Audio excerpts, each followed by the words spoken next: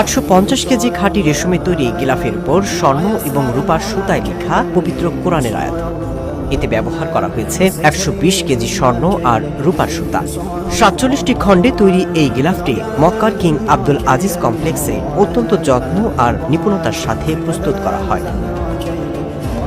এটি পবিত্র কাবা ঘরের আবরণ, যাকে বলা হয় কিসওয়া বা গিলাফ। কালো রেশমের উপর সোনালী সুতার এই অপূর্ব কারুকাজে মিশে রয়েছে কোটি মানুষের ভক্তি আর ভালোবাসা। হিজরি নববর্ষকে স্বাগত জানিয়েছে মুসলিম বিশ্ব। এই বিশেষ দিনে প্রতি বছর কাবা শরীফের গিলাফ পরিবর্তন করা হয়। সেই নিয়ম মেনে মক্কায় অত্যন্ত সম্মানের সাথে নতুন গিলাফ পরানো হয়। 166 জনের একটি দক্ষ দল সারা রাত ধরে খুব সাবধান আর নিপুণভাবে এই কাজ।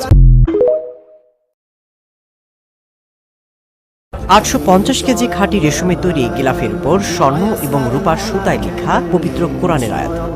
এতে ব্যবহার করা হয়েছে 120 কেজি স্বর্ণ আর রূপার সুতা। 47টি খণ্ডে তৈরি এই গিলাফটি মক্কার কিং আব্দুল আজিজ কমপ্লেক্সে অত্যন্ত যত্ন আর নিপুণতার সাথে প্রস্তুত করা হয়। এটি পবিত্র কাবা ঘরের আবরণ, যাকে বলা হয় কিসওয়া বা গিলাফ। কালো রেশমের উপর সোনালী সুতার এই অপূর্ব কারুকাজে মিশে রয়েছে কোটি মানুষের ভক্তি আর ভালোবাসা। হিজরি নববর্ষকে স্বাগত জানিয়েছে মুসলিম বিশ্ব। এই বিশেষ দিনে প্রতি বছর কাবা